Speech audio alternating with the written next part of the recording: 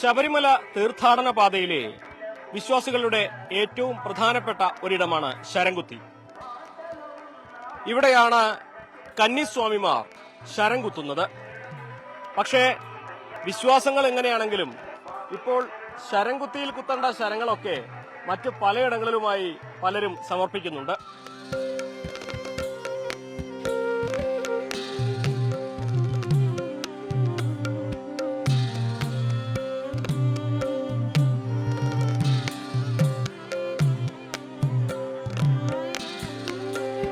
തീർത്ഥാടന പാതയിൽ ശരംകുത്തിക്ക് ഏറെ പ്രാധാന്യമുണ്ടെന്ന് നേരത്തെ തന്നെ നമ്മൾ പറഞ്ഞുവല്ലോ.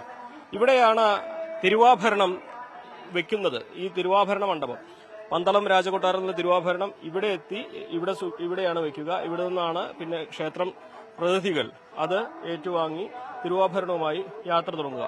മറ്റൊന്ന് ഇവിടെയുള്ളത് ഒരു കാണിക്കവഞ്ചിയാണ്. മുൻപ് ഇവിടെ ഉണ്ടായിരുന്നത് വലിയ ഒരു ആൽമരമാണ്. ആ ആൽമരത്തിന്റെ ചുവട്ടിലായിരുന്നു ആദ്യകാലങ്ങളിൽ ആ ശരം കുത്തിയിരുന്നത്. പക്ഷേ അത് കാലക്രമേണ അത് ഇല്ലാതെയാവുകയും അതിനുശേഷം ഇവിടെ മറ്റൊരാൽമരം നടുകയും ഇപ്പോൾ ഈ ആൽമരത്തിന്റെ ചുവട്ടിലാണ് ശരം കുത്തുന്നത്. ശരിക്ക് വിശ്വാസപ്രകാരം ഇവിടെയാണ് ശരം കുത്തേണ്ടത്. പക്ഷേ തീർത്ഥാടകർ പലപ്പോഴും തിരക്ക് കാരണവും അല്ലെങ്കിൽ എവിടെയെങ്കിലും ആളുകൾ ശരം കുത്തിയതിന്റെ പിന്നാലെ കുത്തുന്നതുകൊണ്ടും ഈ പരിസരത്ത് പലയിടത്തും ശരം കുത്തുന്നുണ്ട്. പക്ഷെ ശരിക്ക് ഇവിടെയാണ് ശരം കുത്തേണ്ടത്. അതിന് പകരം നമുക്കിവിടെ ഈ കാണിക്കവഞ്ചിയിലൊക്കെ ശരം കുത്തി നിർത്തിയിരിക്കുന്നത് കാണാം. എന്താണെങ്കിലും ശരംകുത്തി എന്നുള്ളത് ഈ തീർത്ഥാടന പാതയിലെ ഏറ്റവും പ്രധാനപ്പെട്ട ഒരിടമാണ്. അതിന് ഏറെ ഐതിഹ്യ പ്രാധാന്യങ്ങളുമുണ്ട്.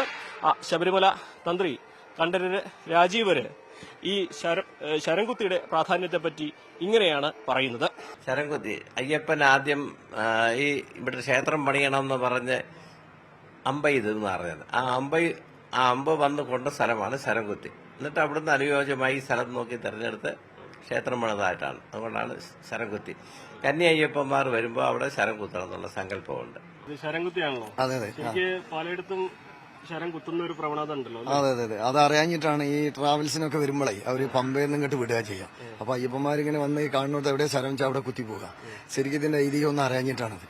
പറഞ്ഞു കൊടുക്കാൻ ഗുരുസ്വാമിക്ക് സമയം ഉണ്ടാവില്ല. അതുകൊണ്ടായിരിക്കും.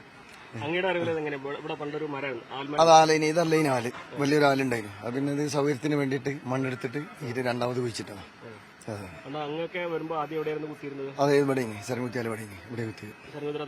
അതെ ശരംകുത്തിന്റെ താഴെ ആലിന്റെ താഴെയായിട്ട്. എന്താണ് കുട്ടിയസ്വാമിയോട് അങ്ങ് പറയാറുള്ളത്?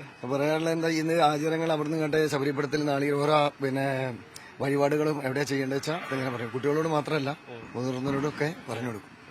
അറിയുന്ന രീതിയിൽ പറഞ്ഞു കൊടുക്കും. ശബരിപീഠത്തിലാണ് എല്ലാവരും കുത്തുന്നുണ്ട്. അതെ ശബരിപീഠത്തിൽ നാളികേരം അടിക്കുക, അതാണ് അവിടുത്തെ വഴിപാട്. അതവിടെ കണ്ടിട്ടാണ്. അതാണ് അവിടെ ഒരുപാട് ഇത് പിന്നെ ശരം കണ്ടതുകൊണ്ടാണ് എല്ലാവരും അവിടെ ഇങ്ങനെ ശരം കുത്തുന്നത്. ഈ വഴി ആരും വരുന്നില്ലല്ലോ. ഇല്ല ഇല്ല ഇല്ല, വളരെ കുറവ്. അപ്പൊ ഞങ്ങൾ മാത്രമേ ഉള്ളൂ തോന്നുന്നുണ്ട്. അതെ അങ്ങനെയാണ് പോകുന്നത്. ഇത് ശരിക്ക് ഇവിടെ കാണിക്കവഞ്ചിയിലാണ് ഇപ്പൊ കുത്തുന്നത്. അതെ അത് ഞാൻ പറഞ്ഞു. ഇവിടെ കുത്താൻ പോയി, അവിടെ എല്ലാം കുത്തല്ലേ, അവിടെയാണ് കുത്തത്. ഇത് കാണിക്കണ്ട. അതെ അതെ, അതാണ് അറിയാതെ ചെയ്യണാണ്. ഇതാണ് ശബരിപീഠം. ശരണപാതയില് മരക്കൂട്ടത്തിന് മുൻപാണ് ശബരിപീഠമുള്ളത്. ശബരി മഹർഷിനിയുടെ ആശ്രമം ഇവിടെയായിരുന്നു എന്നാണ് സങ്കല്പം. പക്ഷെ ഇപ്പോൾ ഇവിടുത്തെ കാഴ്ചകൾ നമുക്ക് കാണാം. ഇവിടെ പ്രധാനമായിട്ടും ശരം വഴിപാട്, അതായത് ശരംകുത്തിയിൽ കുത്താനുള്ള ശരം ഇവിടെയാണ് വിൽക്കുന്നത്. നമുക്കതിന്റെ കച്ചവടം ഇവിടെ നടക്കുന്നത് കാണാൻ സാധിക്കും.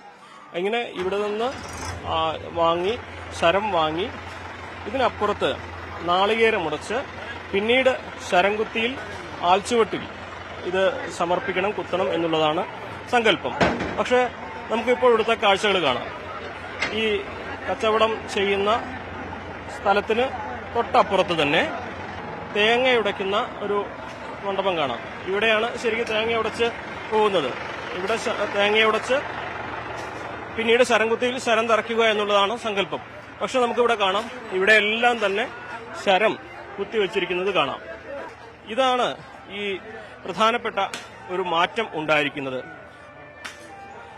നേരത്തെ ശരംകുത്തി വഴി പോയിരുന്ന തീർത്ഥാടകർക്ക് ഇപ്പോൾ മരക്കൂട്ടത്തിൽ നിന്നും ഇടത്തോട്ട് തിരിഞ്ഞ് സ്വാമിയപ്പനോട് വഴി പോകുമ്പോൾ, ശരംകുത്തി സ്പർശിക്കാതെ പോകുമ്പോൾ അവർ ശരംകുത്തി എന്ന സങ്കല്പത്തിൽ ഇവിടെയെല്ലാം അവർക്ക് പറ്റുന്ന ഇടങ്ങളിലെല്ലാം ശരം കുത്തിവെക്കുന്നതാണ് നമ്മളിവിടെ കാണുന്നത്. ഇതിന് ചില തിരുത്തൽ വരുത്തുവാൻ ഒരുപാട് ശ്രമങ്ങൾ ദേവസ്വം ബോർഡൊക്കെ നടത്തുന്നുണ്ടെങ്കിലും അതൊന്നും ഫലം കണ്ടിട്ടുമില്ല. അതൊക്കെ ഓരോരുത്തർ കാണിക്കുന്ന അനാചാരങ്ങളാണ്. ശരം കുത്തേണ്ടത് ആ ശരം കുത്തിയാൽ തന്നെ ആകണം. പിന്നെ ചില കടക്കാരെ ശരമൊക്കെ കുത്തുന്നവരൊക്കെ പണ്ടൊക്കെ പറയും അപ്പുറത്ത് കുത്തിയാൽ മതി എന്നൊക്കെ പറയും, അവരുടെ സൗകര്യത്തിന്. അത് ശരിയല്ല, ശരം കുത്തി തന്നെയാണ്. നമ്മളിപ്പോൾ നിൽക്കുന്നത് മരക്കൂട്ടത്താണ്. ഇവിടെയാണെന്നാണ് പരമ്പരാഗത പാത വഴി വരുന്നവർ ശരംകുത്തിയിലേക്കും അതുപോലെ സ്വാമി അയ്യപ്പൻ റോഡ് വഴിയും കടന്നു പോകുന്നത്. എന്നാൽ ഇപ്പോൾ ധാരാളമായ തീർത്ഥാടകർ ഈ സ്വാമി അയ്യപ്പൻ റോഡ് വഴി ഉപയോഗിക്കുന്നതുകൊണ്ട് ശരംകുത്തിയിലേക്ക് പോകുന്നില്ല. അതുകൊണ്ട് തന്നെ ഈ പോകുന്ന വഴിയിലുള്ള മരങ്ങളിലെല്ലാം അവർ ശരം കുത്തിവെക്കുന്ന ഒരു കാഴ്ചയാണ് നമ്മൾ കാണുന്നത്. മരക്കൂട്ടത്തു നിന്നും സന്നിധാനത്തേക്ക് സ്വാമി അയ്യപ്പൻ റോഡ് വഴി നടന്നു പോകുമ്പോൾ വഴിയോരത്ത് കണ്ട ഒരു കാഴ്ചയാണിത്. ഇവിടെ കമ്പികളിൽ ശരം കെട്ടിവെച്ചിരിക്കുന്നു. ശരംകുത്തിയിൽ വിശ്വാസികൾ വളരെ പ്രാർത്ഥനയോടെ വിശ്വാസപൂർവ്വം സമർപ്പിച്ചിരുന്ന ശരമാണ് ഇത്തരത്തിൽ കെട്ടിവെക്കുന്നത്. ഇതെല്ലാം തന്നെ ഭക്തർ അവരുടെ സൗകര്യത്തിന് വേണ്ടി മാറ്റി മാറ്റി ചെയ്യുന്നതാണെന്ന് പറയാതെ വയ്യ. ദേവസ്വം ബോർഡ് കൃത്യമായി എവിടെയാണ് ശരം കുത്തേണ്ടതെന്ന് വിവിധ ഭാഷകളിൽ വരുന്ന വഴികളിൽ കൃത്യമായ നിർദ്ദേശം നൽകണം.